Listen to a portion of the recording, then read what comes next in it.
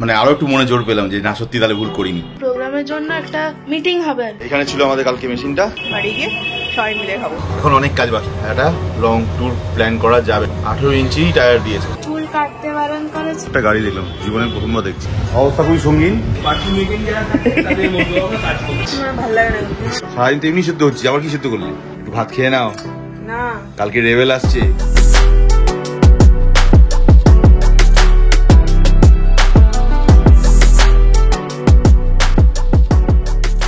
প্রায় 11টা বাজে। সোনু আর সোনুর মা চট করে চলে যাচ্ছে এখন অ্যাবাকাসে বেরিয়ে যাচ্ছে ফটাফট।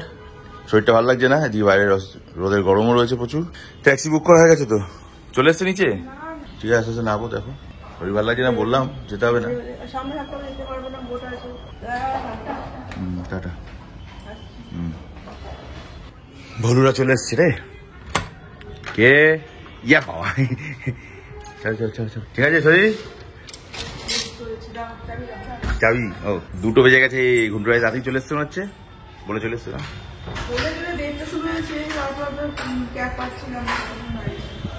ফুল টায়ার, অ্যাপোলো টায়ার না মেমোর টায়ার খেয়ে জানি, বুঝতে পারছি। পাংচার টায়ার,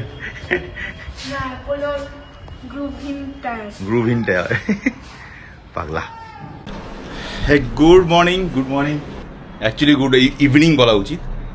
বাজে এখন 5:30 প্রায়, বিকাল 5:20। আমি এখন রেডি ফেডি হয়ে খেয়ে দিয়ে যাচ্ছি অফিসে। অনেকগুলো কাজ সকালবেলা কমপ্লিট করেছি। গ্যারেজে একটা ব্যবস্থা ইমিডিয়েটলি করতেই হবে। আমার গাড়িটাকে আগে ঢোকাতে হবে, পুরোনো গাড়িটাকে, জ্যাজটাকে।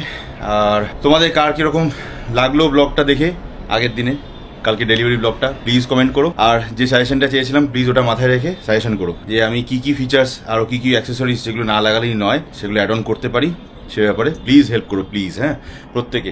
স্পেশালি আজকে একজন দাদা কমেন্ট করেছেন ইনোভাটাকে না নেওয়ার জন্য। মানে আরো একটু মনে জোর পেলাম যে না সত্যি তাহলে ভুল করিনি। আর অভিজ্ঞতা তো জবাব নেই দাদা, আপনার কাছ থেকে কিন্তু আমি সাজেশন রাতের মধ্যে চাই, কি কি প্রপার দরকার। আমি 4x4 গাড়ি নিয়ে যখনই লম্বা লম্বা ট্রিপ করতে চাইবো, রোড ট্রিপ করবো, তার জন্য কি কি প্রয়োজন হয় সেগুলো একটু প্লিজ গাইড করো, প্লিজ প্লিজ প্লিজ। হ্যাঁ, চলো এখন কথা বলাচ্ছি না, সিধা এখন অফিস যাই।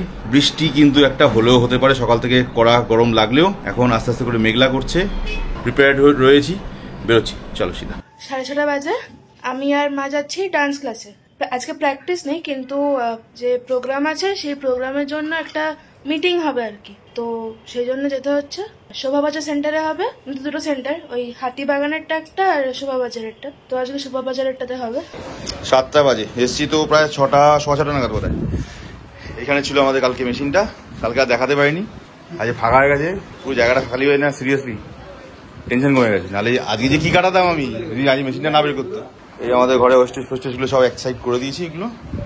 এগুলো নিচে থাকলে অসুবিধা আছে তো, যাওয়ার সময় খালি এই 2টো টেবিল, কম্পিউটার শুদ্ধ, একটা এই বেঞ্চে উঠিয়ে দেবো, একটা এই বেঞ্চে উঠিয়ে দেবো, বুঝলে টেনশনটা পুরো মুক্ত থাকবো। আচ্ছা, পুরো এমসি তো সব না হবি, ওই প্লাগ পয়েন্ট আছে, জয় এই দেখ এদিকে, ওইখানে প্লাগ পয়েন্ট যেটা আছে ওটা খুলে দিবি, কিছু রাখবি না কিন্তু।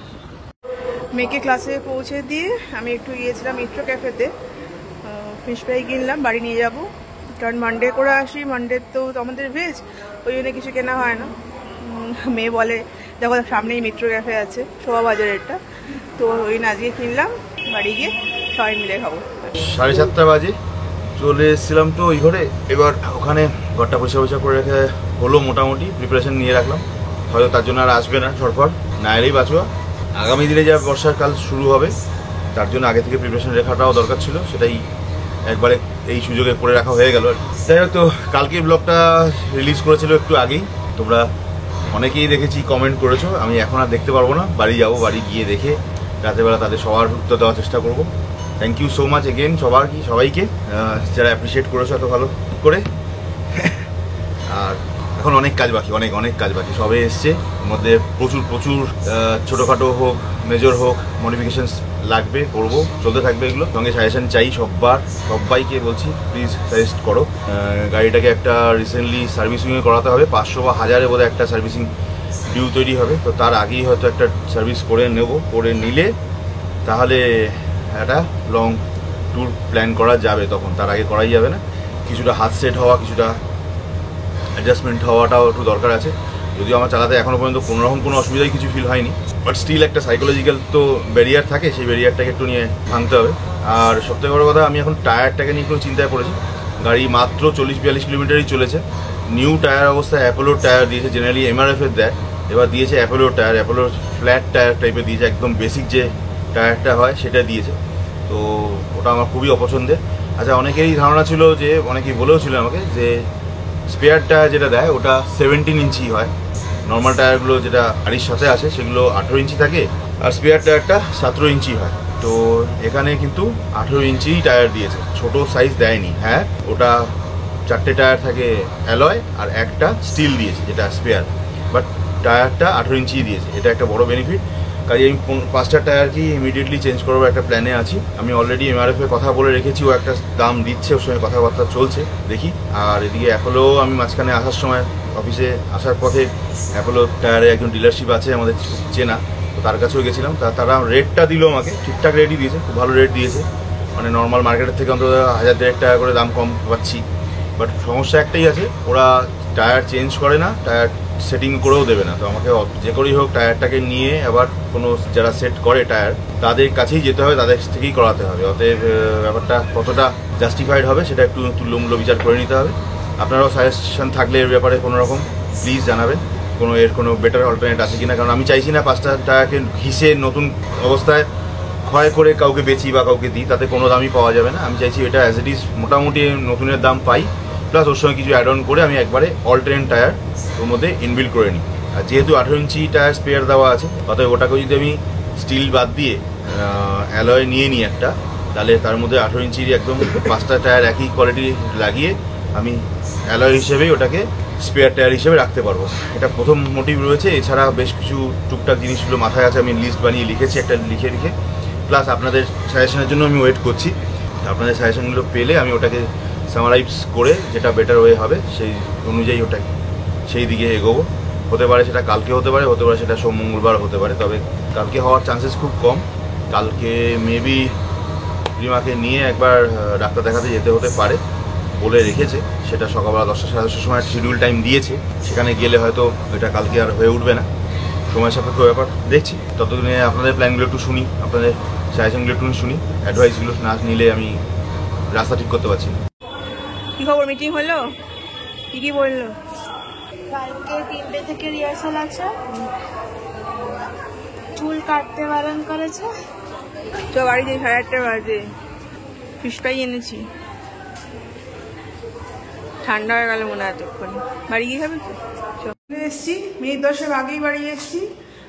ঝড়েতে গাড়ির কভারটা খুলে গিয়েছিল, এতক্ষণ ধরে ওই মেয়ে আর সিকিউরিটি মিলে যুদ্ধ করছিল লাগানোর জন্য, তাও লাগাতে পারেনি, কোনো রকমে ঢাকা দিয়ে রাখা হয়েছে, তারপর বাবা এসে লাগাবে ঠিক করে। এখানকার পর্ব আজকের মতো শেষ, গোটাচ্ছি। আজকে একটু এক্সট্রা কাজ করে রাখতে হলো, কারণ অলরেডি অ্যাওয়ার করছে, বারবার করে SMS আসছে সমস্ত দিক থেকে যে কালকে থেকে বা আজকে রাত থেকে ঝড় বা বজ্রপাত সহ বৃষ্টিপাত হ্যান ত্যান কিছু একটা হবে। দীঘার দিকে অলরেডি প্রচুর জলোচ্ছ্বাস শুরু হয়ে গেছে, প্রকোপও শুরু হয়ে গেছে অনেকটাই। আমরা আজকে রিস্ক ফিক্স না নিয়ে, এই ঘরটা নিয়ে আমার এত টেনশন নেই, ব্যাক অফিস নিয়ে। আমফানে যখন প্রচন্ড বর্ষা হয়েছিল তখনও এই ঘরে জল ওঠেনি, মেন রাস্তা থেকে বোধহয় ফুট 4 মতো উঁচু, বাট সামনের ঘরটায় খুব সমস্যা হয়, ওটাতে জল উঠে যায়। তাই জন্য আমরা আজকে 2টো কম্পিউটার উইথ টেবিল, তাই তো, সবগুলোকে উপরে একটা 2.5 ফুটের লোহার বেঞ্চ করা আছে, 2টো এক্সট্রা টেবিল শুদ্ধ, কম্পিউটার শুদ্ধ, পুরো সেট আপটাকে ওই 2টো টেবিলের উপরে চড়িয়ে রেখে দেওয়া হয়ে গেছে। অনেকটা সেফ ওটা করে রাখা হয়ে গেছে প্রিকশন হিসেবে। বাকি সব থেকে বড় হেডেক যেটা কেটে গেছে সেটা হচ্ছে কালকে প্রিন্টারটা ওই ঘর থেকে বেরিয়ে গেছে। চলো এখন আর কথা বাড়াবো না, সিধা বেরিয়ে পড়ি, গাড়িটা দেখি কিছু ব্যবস্থা করতে হবে, ওটাকে ঢোকাতে হবে। রাস্তায় অশোক লেল্যান্ডের একটা গাড়ি দেখলাম, জীবনে প্রথমবার দেখছি। কি ডায়েট STR না LX কি একটা লেখা, অশোক লেল্যান্ড, ভারী অদ্ভুত গাড়িটা দেখি, পাওয়ারফুল, খুব ইজি ম্যানুভার করছিল দেখলাম। 10টা বাজে, অলরেডি ঝোড়ো হওয়া শুরু হয়ে গেছে। দুজনের গাড়ির চাবি নিতে হবে, নিয়ে তার গাড়িগুলো সরিয়ে আমার গাড়িটাকে ঢোকাবার ব্যবস্থা করতে হবে। অবস্থা খুবই সঙ্গীন, ড্রাইভারের কাজ করছে এখন এসে, রাত্রি বাজে 10টা 20। অলরেডি এই গাড়িটাকে সরিয়ে সামনে করে নিয়েছি, আমার গাড়িটাকে হাফ ঢুকিয়েছি, আর ওইদিকে একটা গাড়ি রয়েছে, ওই গাড়িটার জন্য আমার একটু সামনে পজিশনটা অসুবিধা। ড্রাইভারের কাজ করছি না, আমরা করছি না, আমরা কাজ করছি ওই পার্কিং এ যে যারা পার্কিং এজেন্ট যারা থাকে তাদের মধ্যে আমরা কাজ করছি। আগে এটাকে সরিয়ে দেওয়া হয়, ওটাকে সাইড করে দে। তা অলরেডি ওই গাড়িটার জন্য আমাকে তার মালিককে ফোন করতে হয়েছে, সে চাবি নিয়ে আসছে, চাবি নিয়ে চলে এসছে। গাড়িটাকে একটু অ্যাডজাস্ট করি, তারপর দেখছি। 10:50 বাজে, গাড়ি ফাড়ি তো লাগিয়ে চলে এসেছি সাইড করে, ঠিক আছে। প্রচুর খাটাখাটনি গেছে, তাই জন্য বৌদি ড্রাইভারকে, আর কালকে তো গাড়ি এনেছি তো, তাই জন্য আজ এই স্পেশাল ডিশ খাওয়াচ্ছি। ভালো লাগে না ফিশ ফ্রাই কোত্থেকে? মিত্র ক্যাফে থেকে। সালাড। বাজে 10:50। রাতে খাবো কখন তাহলে? তুমি এখন খাচ্ছ কেন? অনেকক্ষণ গেলে ঠান্ডা জল হয়ে গেছে। খাবো না তাহলে? খাবো নাকি আমরা চা? রাতের মেনু কি? সেদ্ধ। সারাদিন তো এমনি সেদ্ধ হচ্ছে, আবার কি সেদ্ধ করলে? ভাত, হুম আলু, হুম ভেন্ডি, হুম ডালটা আনছি। এর মধ্যে কি আছে? ভেন্ডি। ভেন্ডি। তুই কি হবে ভেন্ডি? আমি খাবো না। তুমি খাবে না? উপোস? আমার খাওয়া গেছে। ফিশ ফ্রাই খেয়ে উল্টে গেছো? সাবাস। এটা কাপড়ে করে বেঁধে করি, এই যে। তাদেরকে ছড়ায় না। একটু ভাত খেয়ে নাও, না, কালকে রেবেল আসছে, উড়িয়ে নিয়ে যাবে কিন্তু। রুবেল ওই রুবেল র্যাবেল যে আছে উড়িয়ে নিয়ে যাবে। দেখি পর্দা পড়াচ্ছে কিভাবে, তো মাকে 2 মিনিট পর টাইম করে উড়িয়ে দেবে এই বারান্দা থেকে ওই ঘরে চালান দিয়ে দেবে। 1:30 বাজে, খাওয়া দাওয়া পর্ব তো মিটে গেছে। আজকে মানে গতকালকে আমার গাড়ির ডেলিভারি ব্লগটা ছিল, তো ওইটা আজকে রিলিজ করেছে। যারা যারা দেখেছো, প্রচুর লোকে কমেন্ট করেছো, থ্যাংক ইউ। দাদারা, ভাইয়েরা, বন্ধুরা যে যেখানে আছো প্রত্যেককে অসংখ্য ধন্যবাদ, থ্যাংক ইউ ব্লগটা দেখার জন্য, ব্লগটাকে ভালো লেগেছে বলে কমেন্ট করবার জন্য। কংগ্রেচুলেশনস তো প্রচুর পেয়েছি, ধন্যবাদ অসংখ্য তার জন্য। বাট এবার কিন্তু একটু রিয়েল সাজেশন চাই, যে গাড়িটাকে কি কি বেসিক অ্যাক্সেসরিজ না দিলেই নয়। অনেক কিছুই ফিট আছে, অভিজ্ঞতা বলছিলেন, সেগুলো ছাড়াও আমার মাথায় একটা জিনিস ঘুরছে, সেটা হচ্ছে গাড়ির যে টায়ারটা দিয়েছে অ্যাপোলোর, সেটা কিন্তু খুব একটা ঠিকঠাক আমার লাগছে না। তো আমি অল টেরেন টায়ার লাগাতে চাইছি। তো এই ব্যাপারে যদি কারোর সাজেশন থাকে, যাতে অলমোস্ট নিউ টায়ারের মতো দাম পাওয়া যায়, এক্সচেঞ্জ করতে পারবো এবং নতুন টায়ারটা লাগানো যাবে, তার জন্য সামান্য কিছু ডিফারেন্স যা হয় সেই টাকাটা দিয়ে আমি যেন অল টেরেন টায়ারটা লাগিয়ে নিতে পারি, সেরকম যদি কোনো জানাশোনা দোকান বা কোনো সাজেশনের ডিলার হোয়াট এভার কেউ যদি থাকে, প্লিজ একটু সাজেস্ট করো সবাই। যারা যারা জানো, হার্ডলি বোধহয় 40 কি 42 কিলোমিটার রান করেছে, বাড়িতে এসে রয়ে গেছে। আর শোরুম থেকে আমার বাড়ির ডিস্টেন্স হার্ডলি 1.5 কিলোমিটার, 2 কিলোমিটার হবে না, ম্যাক্সিমাম 2 কিলোমিটার ধরতে পারো। যাই হোক, এদিকে এটা প্রচণ্ডভাবে আমার খুব আগেই দরকার, কারণ টায়ারটা ঘষে ফেলার পর কাউকে দিতে নিজেরও খারাপ লাগবে, আর রিটার্ন ভ্যালুও কিছু পাবো না অলমোস্ট। সেই জন্যই টায়ারটাকে ইমিডিয়েটলি কিছু একটা ব্যবস্থা করাতে চাইছি। যদি তোমাদের কাছে কোনো সাজেশন থাকে প্লিজ সাজেস্ট করো। বিকালবেলা আজকে ডিলারশিপ থেকে ফোন করেছিল যে আমার গাড়ির নাম্বারটা, প্লেট শুদ্ধ চলে এসছে, গাড়ির নাম্বার তো এসেই গেছিলো, প্লেটটা চলে এসছে, নাম্বার প্লেটটা। আজকে যেতে বলেছিল, তখন সম্ভব ছিল না, আমি অফিস চলে গেছিলাম শিয়ালদা। কালকে রিমাকে নিয়ে ফার্স্টে একটু, যেহেতু ওর কালচার রিপোর্টটা চলে এসছে, সেই রিপোর্টও নর্মালি আছে, কোনো কিছু অসুবিধা নেই, কিন্তু রিমার অস্বস্তি, পেট ব্যথাটা কন্টিনিউয়াসলি চলছে, শরীর খারাপ লাগাটাও, উইক ফিল করাটা প্রচণ্ডভাবে রয়েছে। ব্যাপারটা কেন হচ্ছে ডাক্তারও ধরতে পারছে না, আমরা তো বুঝতেই পারছি না। আর কালকে ফার্স্ট ডিউটি, বউকে নিয়ে ডাক্তারবাবুর কাছে যাওয়া। চলো আজকে ব্লগ এখানেই শেষ করি। আমাদের ব্লগে ইনভলভমেন্ট দেখিয়ে, ভালোবাসা দেখিয়ে সঙ্গে থাকো, মনের জোর বাড়াও। থ্যাংক ইউ সো মাচ প্রত্যেককে, again thank you so much. যারা যারা কমেন্ট করেছো, যারা যারা কমেন্ট করতে পারোনি, দেখেছো, দেখে খুশি হয়েছো, তাদেরকেও এইভাবে সঙ্গে থাকো। Stay healthy, stay fit and stay connected.